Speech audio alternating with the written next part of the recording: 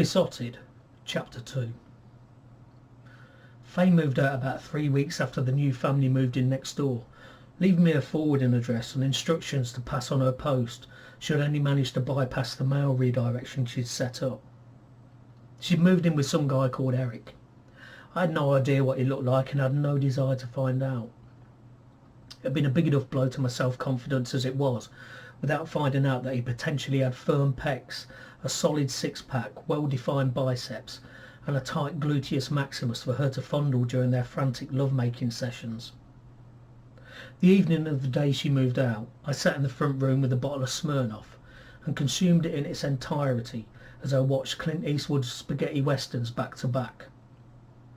By 2 a.m. I was tired, drunk and incapable of moving from the sofa.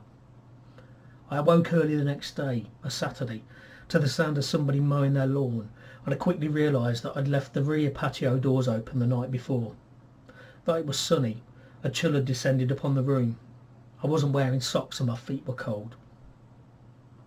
The monotonous drone of the lawnmower didn't so much hurt my head as piss me off.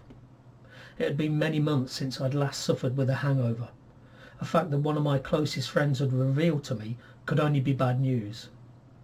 "You're turning into an alcoholic," he'd told me. As I made my way into the kitchen to fix myself a glass of water, I ruminated on the thought that perhaps he was right. I drank from a tall Peroni pint glass that had been liberated from a beer garden just a couple of weeks earlier. 2 pints of water later, and I felt mildly rehydrated, but the filthy taste on my tongue was still there in abundance. I filled the kettle and switched it on before making my way to the hallway to retrieve the newspaper, kindly delivered by some underpaid paperboy. Once my coffee was made, I wandered outside in my bare feet to a comfortable chair at the wooden table on the decking, and stripping it of its supplements, proceeded to read through the newspaper. The lawn mowing from next door continued for a couple of hours, but that was to be expected. After all, the garden was hopelessly overgrown, and even though they'd moved in almost a month previously, it was the first time they'd attempted to tackle it. I presume the guy was using an industrial strength lawnmower to carve his way through the jungle-like undergrowth. Once next door's garden fell silent, I returned to the house to grab my new toy, a laptop I'd purchased just last week. I figured with summertime arriving, I could get my head around writing in the garden, away from homely distractions. I flipped open the lid and the laptop hummed awake. Unlike the hefty and aging PC upstairs in my now tidy office, this computer was quick, free from music and other bloated software bundles that would otherwise slow it down or otherwise cause distractions. My next novel appeared on the screen. Just over 2,000 words. I hadn't got very far in the last weeks. But then there had been the whole Faye shit to deal with. It's not easy living in the same house as a woman who doesn't love you, doesn't like you, and is spending many of her nights sleeping with another man. But now Faye, like my massive collection of MP3s, downloaded films and TV shows, and the odd online computer game, was no longer a distraction I had to concern myself with. I spent 20 minutes reading through what I'd already written, a pained expression on my face. Had I really written that shit? My story had a character and a situation, but no plot. More significantly, the standard of writing was diabolical. I sat and finished off my coffee as I contemplated my next move. The clock in the bottom right of the screen told me it was a little after midday. I held down Control and A to select everything, and then pressed the delete key. And to finalise that act of self-vandalism, I saved the blank document. Everything I'd written had now disappeared into the ether. 5 minutes later I was sat down in front of the screen, a bottle of Pinot Grigio and an ice bucket out of the sunlight beneath the table, and a full glass of the stuff in my right hand. I sipped contentedly from it as I considered exactly how I should begin this book. Writing comes in waves. Sometimes you can write 5,000 words in a day easily. Other times, on very rare occasions, you may hit 10,000 words, though how many of those words will find their way into the final draft is anybody's guess. but generally there are more than enough days where you're lucky to get 300 words done. And believe me, writing 300 words is absolutely pointless, because all you're doing is creating a disjointed mess that doesn't flow. I decided as I swigged the dry white wine that I was suffering from writer's block still, that I needed inspiration, a muse perhaps. I smiled to myself, and then had the feeling I was being watched, that eerie sensation that disproves the fact that there is no such thing as extrasensory perception. I looked up to see the neighbour's eldest daughter leaning on the fence towards the bottom of the garden. Back there, it was only 4 foot high for the last 3 fence panels. She was resting her folded arms on the top of the fence, and her head was laid sideways on them. She was looking in my direction, though she was more than 30 feet away. I raised an eyebrow at her in an attempt to acknowledge her presence. She didn't respond. Undeterred, I leant back in my chair and drained the wine from my glass, before reaching down and plucking the bottle from the ice bucket. Cold, dry white wine on a hot summer's day. Not much can beat it. I poured myself a very large glass and returned the bottle to the bucket. The girl Sally was still looking in my direction. I got up leaving my wine on the table and returned to the house. My Kindle was upstairs, loaded with books I'd yet to read, and I figured what better way to get back into writing mode than to read somebody else's work. It would give me inspiration. When I returned to the table, Sally was gone. Be thankful, I thought, for small mercies. I drained the glass of wine and was well into the latest Chuck Palahniuk novel when I heard the arrival of the post. A nod at my watch told me that at 2:30 p.m. on a Saturday it was A, early, and B, very rare for posts to actually be delivered on a Saturday. Hauling myself to my feet and certain that there would be at least one letter for Faye that had managed to battle its way through the redirection, I wasn't expecting much more than bills, mortgage demands and junk. There was only one envelope. It was from the hospital.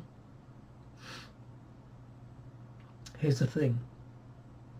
2 months ago I discovered a lump on one of my testicles. Now for most men, even discovering a lump down there is a miracle. Whilst the general consensus is that we spend most of our time fondling our own genitalia, we rarely engage in such dry medical practices as searching our balls for unsavoury lumps. It's the reason that many men succumb to testicular cancer when they could otherwise be saved. The other reason, of course, is that even if we discover an unsavoury lump, it takes a monumental effort to pay a visit to our GP to get it checked out. And we're generally even more embarrassed if our GP happens to be a woman. I was laying in the bath a couple of months back, contemplating my life, my lack of ability to produce children being the main bone of contention, though I also believed that Faye was not without blame. I had a low sperm count, but she had polycystic ovaries, a condition which made it difficult, but by no means impossible, to conceive. But there I was, naked in the bath, my hairy chest covering pecs that were rapidly turning into moobs, my expanding beer belly masking what had once been a flat abdomen, and casting a shadow over a shrivelled hairy walnut that had, though not for some time, once stood proud, large and erect over balls that were now shrivelled and practically seedless. I hadn't had sex in months. The thing with being in a relationship that is falling apart, particularly if you're not the one who's made it fall apart, is that you don't get to have sex, whereas your erstwhile partner does. It's even more wounding when you look down at what is potentially the cause of that relationship falling apart and wonder how something so worthless, so unused, could destroy something that was once so perfect. My balls hadn't been touched in a long while. They hadn't been fondled with tenderness by a woman in so long that I couldn't remember the last time. That particular day I decided to fondle my balls, but I must include this disclaimer. I wasn't intending to fondle them for pleasure. Rather, I wanted to see if whoever was guiding my life was so cruel that it would make my almost barren testicles cause me even more suffering. It was intended as a joke, one of those things where you roll your eyes and say, you know, life can't get any worse. I bet I've got bollock cancer. And that was when I felt the lump. I have a friend called Paul. He's in his 50s. a guy I met down the pub probably 4 years ago. He once described in explicit and wholly unnecessary detail the trials he'd had to undergo when he was diagnosed with testicular cancer. Within those trials was his description of what a tumour on the testicle feels like. I had no idea whether he was describing it accurately. Back then it was way too much information. But he mentioned a lump that was uneven, rough, jagged even, definitely not smooth. And that was what I felt on my right testicle. A lump about the size of a pea with a harsh, rough texture to it. When you're in that situation, your whole body goes cold. It's like you're telling a joke about a disabled person and you realise that there's a disabled person in the room. Or you're midway through some semi-racist joke and you realise there's some white guy in the room who's very happily married to a Hindi woman. Suddenly, the joke is no longer funny, but you're still the centre of attention. Everybody's looking in your direction. When I got out of the bath, I was sick, physically sick in the toilet. I spent that night sat in front of my PC, knowing that Faye was getting fucked by her new lover while I was carrying around a pea-sized death sentence. That night I drank an entire box of wine. By the time Faye came back to the house 3 days later, I was perfectly sober and sat in the office I shared with 6 other counsellors, wondering whether this rough pebble in my underpants was going to cut my thigh open every time I moved. I spent many a sleepless night not daring to let my hands wander below my waistline, worrying if the lump had grown in size.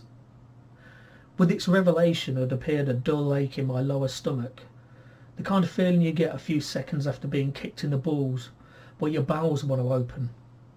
That feeling was still there as I pondered the contents of the letter. A week previously, I'd finally paid a visit to my GP, who was, incidentally, a woman. Mortally embarrassed, I'd explained to her what I discovered weeks earlier. Her admonishments over my delay in visiting her were bad enough.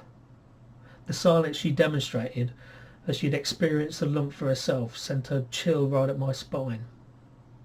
"Right," she said, "I'm going to refer you to a specialist." She mentioned the word oncologist. I was fully aware what the involvement of an oncologist meant. Cancer. That was the backstory, and now here I was, response from the hospital in my hand. I opened the letter. It was inviting me to meet with a consultant urologist, or one of his registrars, next Friday. So, no rush. Perhaps I wasn't dying after all. Or perhaps I was, and it was too late to do anything about it. I couldn't face the garden again. I sat at the breakfast bar in the kitchen with the sense of fear. There was another glass of wine in the bottle outside, but there was a whole fresh bottle of the stuff in the fridge. The fridge was nearest. I poured myself a very large glass and gulped half down. I was starting to feel fuzzy, but then that's what a bottle of wine in the afternoon will do to you. At that moment in time I was feeling low. I considered sending Faye a text telling her I was dying. I thought about going on Facebook and messaging a couple of my long-distant exes to relay the bad news to them. But what was I hoping for? Sympathy? A sympathy date? A sympathy fuck? Hey, come fondle my lumpy ball. I looked down at my Android phone. I'd even begun to write out a text I was going to send to Faye. It was so embarrassing that I just deleted it immediately without giving it any more consideration. I didn't want to die. And to be fair, I especially didn't want to die wallowing in self-pity. I shook my head and sipped clumsily from a glass. Then the doorbell rang. I muttered under my breath, "Fuck." I was too pissed to receive visitors. But who could it have been? Anybody I would ever have considered to be family lived miles from here and would never pay me a visit without first checking to see if I was available. Similarly, my friends were that way inclined. I hauled myself to my feet, my balls suddenly feeling very heavy as the reality of what my future might hold began to sink in. It was with equally heavy footsteps that I made my way to the front door. I opened it to see next door's teenage daughter standing there. Frowning, I said, "Yes." "Oh, hi," she said. "I'm from next door. My father wondered whether you had a hedge trimmer." A hedge trimmer. She had a very well-spoken accent. I wasn't expecting that, but then I should have. After all, the family had to be pretty well off to afford a house in this road. "Yeah, he's doing the garden," she said. She had an air of confidence about her that I found quite disturbing in somebody so young. "At the back there." "Yeah, I heard," I said. "Was he stopping you from working?" I frowned. "I saw you working on your laptop. Are you a writer or something?" I shook my head, not in answer to her question, but to clear my mind of confusion. Yes. Look, you better come in. I think I've got a hedge trimmer in the shed." I was pretty certain that I did have one, as long as Faye hadn't taken it. And considering she wanted neither the house nor my car, I had to presume she really wasn't that fussed about a petrol hedge trimmer. Though I didn't ask her to, Sally followed me through the house to the rear patio doors. The shed was just to the left, a large wooden affair that has gardening equipment, my expensive specialised bike that I rarely used, and was home to the garden furniture during the winter. I really should have kept it locked, but it remained without security since I'd taken the garden furniture out. I opened the door and found the hedge trimmer. It was large, bulky, but not particularly heavy. "It might have a drop of petrol in it," I said. I shook it and nodded. "Yeah, I think there's some in there." I didn't hand it over. I just kind of gestured to the patio doors. She didn't move. Letting out a sigh, I walked around her and entered the house. In the kitchen, she said, "My name's Sally." I stopped and turned to face her. She was a couple of inches shorter than me, her complexion pale, her hair dark, almost black. She had intense green eyes that seemed to penetrate right through me. Her nose was prominent but not overly large. She wore jeans, Adidas trainers, and a pink plain lazy t-shirt that proclaimed, "I love my duvet." "What's your name?" "Benjamin." "And you're a writer?" "I've written a book, yes." "Cool." For me, the conversation was over, but Sally made no effort to move. In fact, she leant against one of the kitchen units, making it apparent that she was in no rush to leave. "I'm 13, she told me. "How old are you?" "Too old," I said. I looked across the work surface. The letter from the hospital was there, along with a half-finished glass of Pinot Grigio. Sally's eyes followed mine. I figured she was too young to make the connection between a letter headed with the NHS logo, the glass of wine, and the fact that I was clearly inebriated early in the afternoon. She said, "Oops, bad news?" I was wrong. I led her to the hallway. "Right, you better get this back to your dad." And I walked to the front door. I could hear her footsteps behind me on the laminate floor. The door was still open and I handed the trimmer over. "It's not heavy." She took it from me. She still hadn't smiled. I said, "Well, tell your dad there's no rush for it." She nodded and then walked out. I shut the door and shook my head again. Muttering under my breath, "What the fuck?" I made my way back to the kitchen to resume drinking the wine. I could hear Sally's father firing up the hedge trimmer as I poured the last of the wine into my glass. I was fast asleep on the sofa in the front room before he'd finished.